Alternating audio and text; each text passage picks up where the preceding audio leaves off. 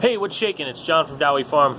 I'm just going to answer some questions today. I know I haven't been on YouTube in a while, and I kind of want to apologize for that. I've been dealing with a lot of stuff and whatever. Big pile of life. So here we are, I'm back, and I'm just going to, we're maxed out right now here in the grow room because we got Valentine's Day coming up. It's February 6th right now, and we're looking at, what do we, 8 days until Valentine's Day, so we always got to up the planting, so I've got all kinds of stuff going on here. I've had to make some adjustments in my business model over the last month, and I'll probably touch on some of that soon, but we've had some success with some things. But anyway, I've got some questions I want to answer from some folks that have sent me questions on YouTube. Where are we? Well, that's not going to work because of the lights. Stupid lights. Anyway, this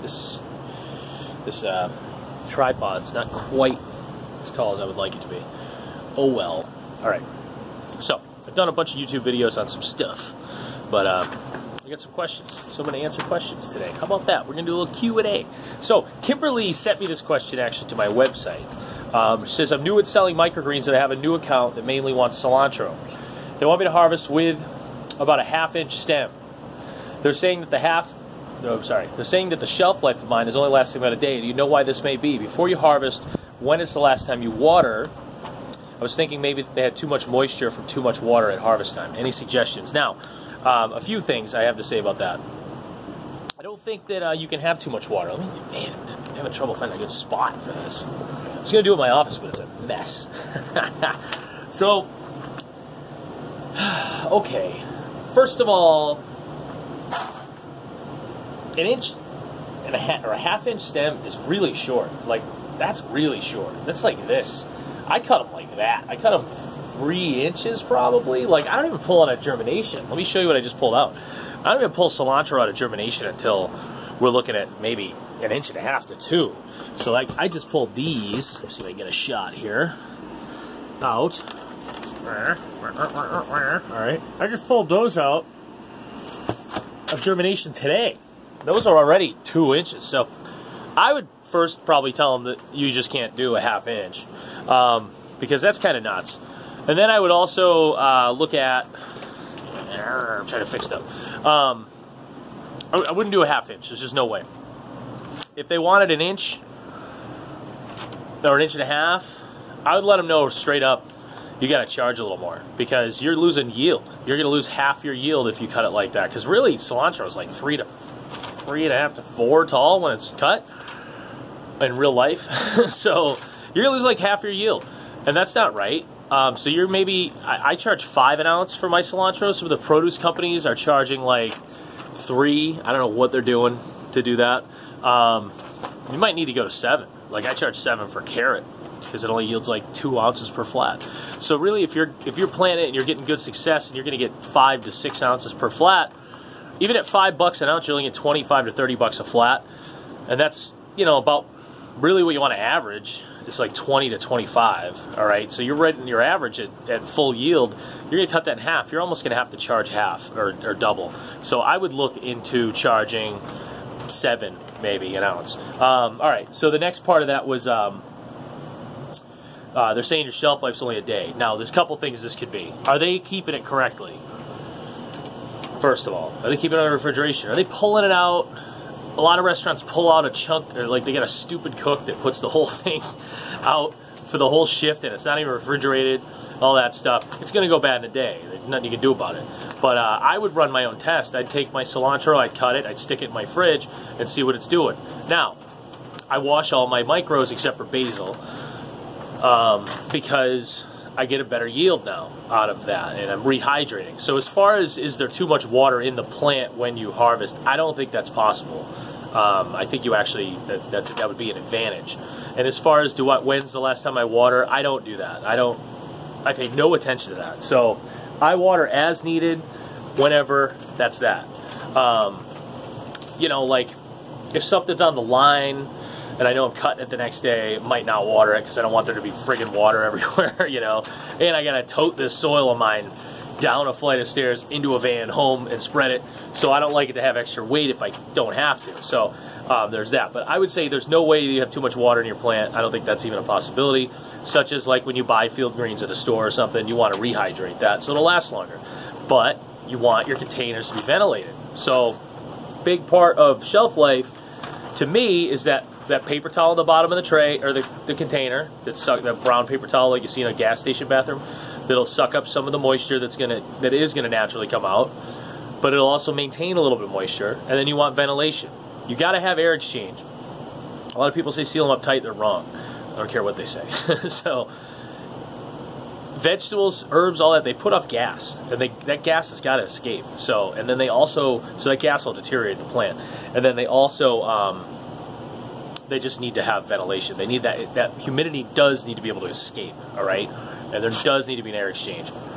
So there's things that could be wrong with their cooler. They could have too high of humidity in their cooler. They could have too low of a temperature. You could have a cook screwing it up.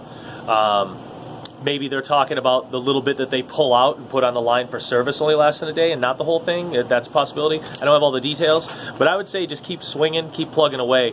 If you're getting a lot of rot on your tray, sometimes you will lose shelf life because the roots aren't taking up water and nutrient and whatever, and you'll get weak plants. And then you will get some poor shelf life out of something like that.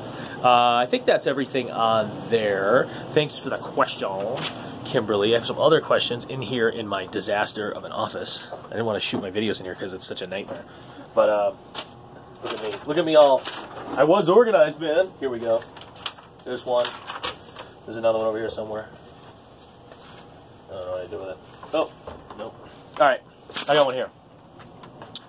That's not it. That's my Bitcoin code. I'm going to pause. Oh, I found it a second after I hit pause. Here I am in my disaster of an office. All right. My next question. Can you say a little bit more about sunflower money? This is from DHHD. I don't know. That's what it says on YouTube. Can you say a little bit more about sunflowers? They're a real pain. Hope you can provide some info there. Appreciate it. Then he goes on to ask how long you're germinating them. How do you cover them so that you have less husk as possible? And that's the whole question. So, I am soaking with sunflower. First of all, I'm making sure my seed is good.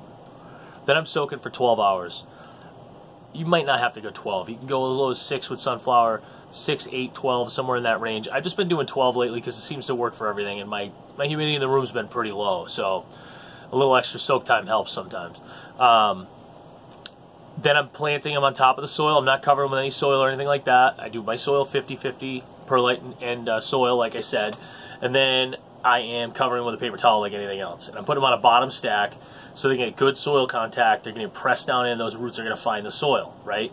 I go 6 ounces to a flat right now. I've gone as low as 5. It depends on how big your seeds are. The smaller seeds are going to go higher. Is that the other way around? If you get a good germination rate and you have bigger seeds, it goes higher in weight, all right?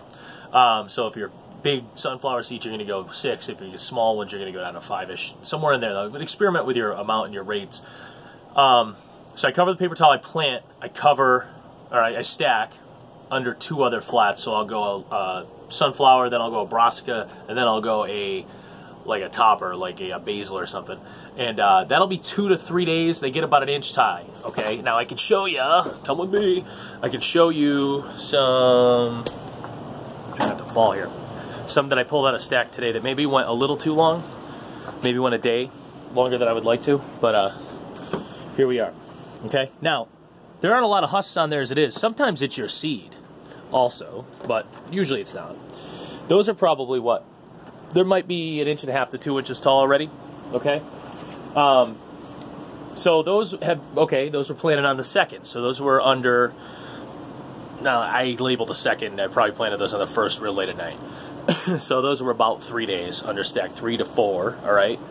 Then I pull them and I rip that paper towel off, and then I just cover them with this dome. Now, I'm going to let this humidity dome grow up. I'm going to wait until I can see them, like they're going to push up like that. All right, and what's going to happen is because I let them go, let's see if I can get that back on. Screw up my sunflowers for this video, man. Now, if I can let them get tall, 4 inches tall, they're going to shed most of their husks, because as those leaves get bigger and stretch for sun, the husks will just naturally fall off. And I end up with about 5%. So then I harvest, a lot of them fall off then I throw them in the water. As I'm throwing them in the water, I just pick the husks off and we're good. So that's how I do that, and it seems to work pretty good. So I 2 to 3 days under stack, and then it's about 2 days under these domes at the right temperature. I run 75 in here, and then another probably 2 days under, so like 6 to 8 days on sunflower, depending on your temperatures. When it's hot, they go fast. All right, so that's some on sunflowers. Someone wants me to cover some soak times on various seeds. JP34604, parents didn't like you. Here, what's your soak times on your seeds? So sunflowers, peas, wheatgrass, I go the same. 6 to 8, or 6 to 12. Right now I'm doing 12, and it's working out well. Play around with it. 6 to 12. I'm going 12 right now. I've done 8 most of the time. I've only recently switched to 12. Cilantro, I like to go less than 12. And as far as amounts that I'm using right now, I'm going 6 hours on sun. I'm going 12 hours, 6 ounces on sunflower, 12 ounces on peas, and 1.5 ounces per flat on cilantro. Beets, I don't do them because I hate them. I hate de-seeding beets, so I just never plant them anymore. I just skip it. So that's that. Well Prepped Pantry asks, what temperature do you keep your indoor microgreen grow room at? As I said, 75. I was going 72 for a long time. I had problems with basil. I went up to 74. I still have a little bit of problem with basil. Then I went to 75. Bam! Basil's been fantastic. Now, if you go up here on my top shelf, I got basil way up here. We're like almost to the ceiling. It's obviously warmer up there. I've been getting much better results up there. So even higher than 75 might be the way to go. Like over here, right near that shelf, my thermometer's telling me it's 73 there. Okay, now I don't buy it because that's closer to the window. But if I go over here, my thermostat tells me I'm 75. And this other thing I have says I am at, come on, 74. So you're going to get different little climates everywhere, but somewhere in that range, 72 to 75, maybe even 76 might be good. Depends on what you're growing. If you're not doing basil, you don't need to go nuts. All right, and the last one from Kim Rauch, my friend from New Zealand. Great videos. Keep up the good work. How many times do you water your microgreens per day? Thanks, Kiwi, living in Aussie. And I accidentally said Aussie, Aussie, Aussie to her, not realizing that that was New Zealand. So, whatever, my bad. I water as needed. If I could just water like on a schedule like that, I would have automated watering by now. But what I do is I come in and I tap them.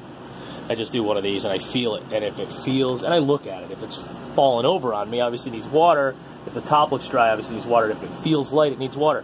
I go down and I actually tap each one of these often. I might not do every single one, but I'll do one there, tap one in the middle, and I've been looking at them as I go. And I'll tap one at the end. Now I've already watered today, so I don't need to water anymore. But I'll tap them and feel, and you'll get to know the weights is what it is. And then I'll run the pumps if I need to. And sometimes if I don't need to, I'll do like I did with these. Sometimes I got 8 flats here. If I need to only water a couple, I'll do this with it. That one's actually really heavy. I overwatered those earlier by accident because I am stupid. No, so I'll prop them up, and then I'll run the pump. Now, since I overwatered those, actually, I'll prop these up and leave them up overnight so that the water will drain to the back and hopefully come out. Whoops. And hopefully that'll give me some drainage that I need, because when you overwater your basil, that's when it goes to shit. So, all right. That's what I got for some questions. Please keep them coming. That's 14 minutes. I don't want to get too much longer. I got some other questions already backlogged. That's good. Sorry I've been away so long. I just want to say thanks to the folks that have been using my Amazon affiliate link that I finally got working again.